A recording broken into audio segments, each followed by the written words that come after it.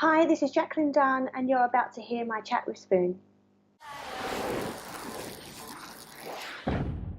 How's it going?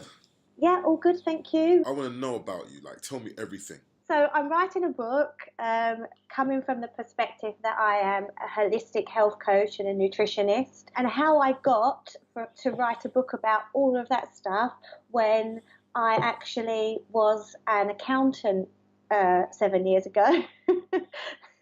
It's been a bit of a journey. I was an accountant for 14 years in the city. When I left school, done A levels, went to study to be an accountant. Didn't really like it, but got paid a bit more. Got a few more qualifications. Got paid a bit more. Then I had a mortgage. Still didn't like it, but had lots of responsibility, so I had to carry on doing what I was doing. And then all of a sudden, I got ill. I kept fainting on the tube on the way to work. They didn't really know what was wrong, and the fainting got more and more regular. Eventually, they said to me, "You have pernicious anemia, which is a B12 deficiency, and you just need an injection once a month to really rectify that." Still sick and tired of feeling sick and tired, but not having the time to do anything about it. And during this time, my mum was very ill. And then in 2013, at the very beginning of 2013, we lost her. She'd been ill for about 10 years, and on the 28th of January 2013, I sat holding her hand as she passed away. And that was really the realisation that I needed, where not immediately, I would say after about a month, 6 weeks of grieving, having the funeral, and then actually realising a conversation came back to me that I had with my mum when she knew she was dying. I sat and wrote a eulogy with her. And she said to me, Jack, when I go, you can't cry forever, because then that's 2 lives wasted. You have to just carry on. You've got your own family now, and you have to carry on and just make me proud and do what makes you happy. And that conversation came back to me about 6 weeks after I lost her. And I just thought, I can't go on doing what I'm doing.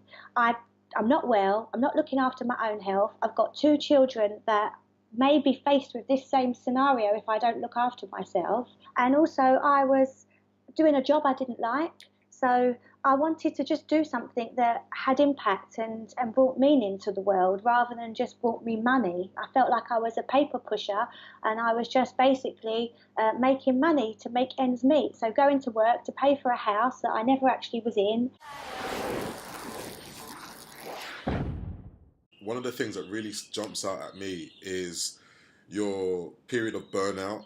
And I know musicians especially go through this phase of feeling stressed and tired and giving all, and then you have to maintain this real big front sometimes when you're promoting your music and you're performing and you're meeting people that could further your career. You don't want to show these signs, but what 3 tips could you give about avoiding burnout or recognizing the signs?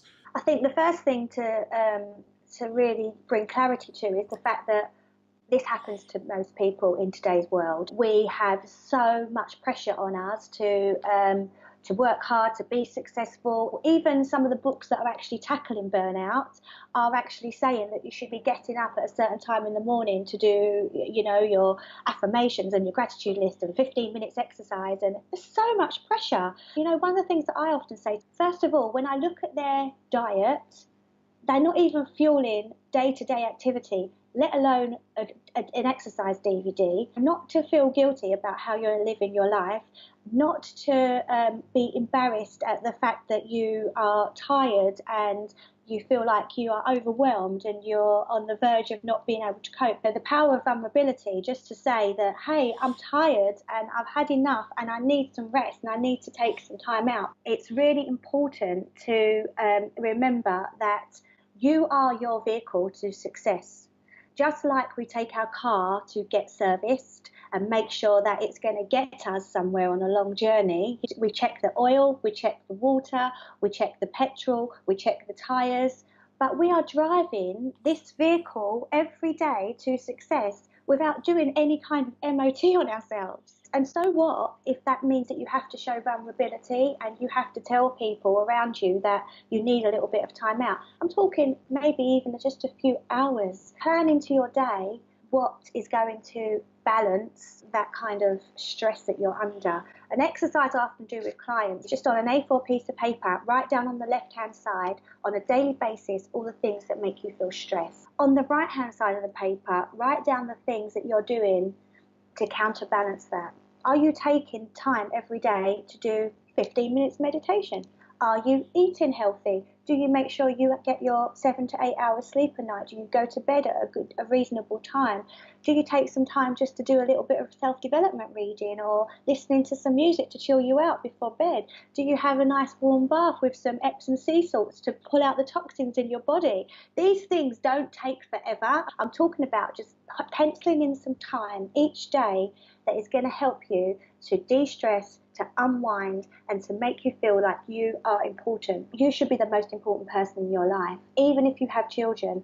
And I say this to clients all the time that come to see me who have children, and I ask them who's the most important person in their life. And they say, well, my children are, of course.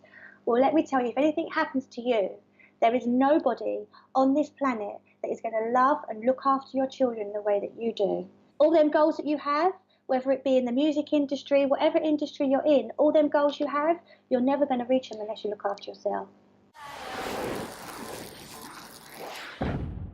Lots of people want to detox their body. What we forget about is the most toxic part of our bodies is our mind, and we forget about detoxing that. We look at detoxing the mind and detoxing the body to help people to really bring clarity to their health and wellness goals. As I learned from being an accountant in the city, working very long hours, I put all of that on the back burner, and what it actually did is it made me lose sight of who I was, of what I wanted to be. I nearly lost my true purpose there. Yes, it's health and wellness, but you'll be surprised that when you start to heal yourself at a very deep level, what that actually ignites in you. I wanted to ask you a question and attempt to go a bit deeper in terms of guilt, because that's a big thing. You know, we spend a lot of time beating ourselves up. How do you prepare people or advise them, or any tips about just letting go of guilt? If you haven't got the energy to do what you feel you should be doing, you are going to feel bad that you haven't met those targets that you may have set for yourself. How do you stop yourself feeling that way? Do you know, it's tough, and it's not something that I can honestly say that I've 100% mastered, because every day you're faced with something that may create a little guilt, especially as a parent, regardless of what industry you're in.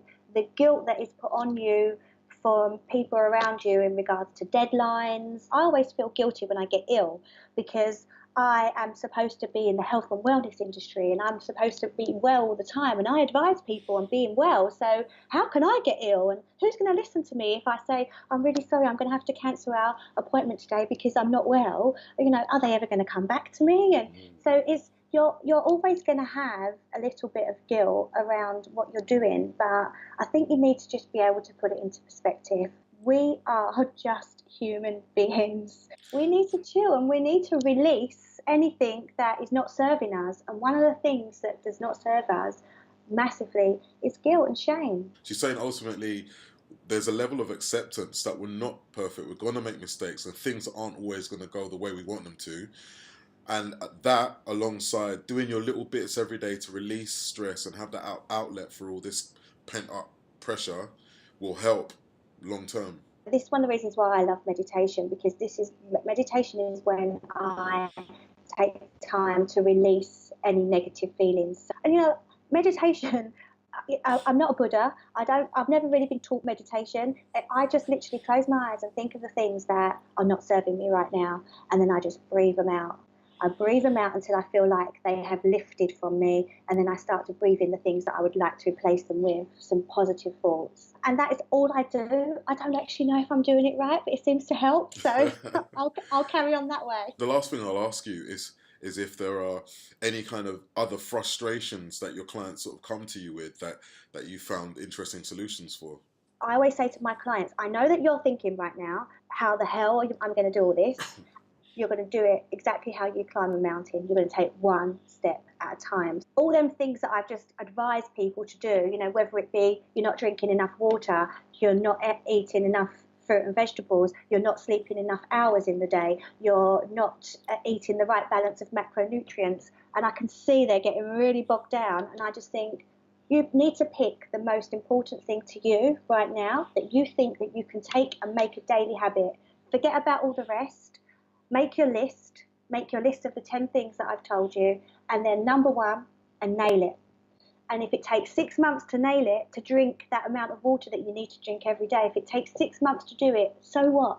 Don't worry about the speed. Don't worry about what everyone else is doing around you. This is your journey. You go on it and you make it a success. I really do appreciate that, and I'm sure it's going to be very useful to a lot of people that will be seeing this. Okay, lovely. Thank you.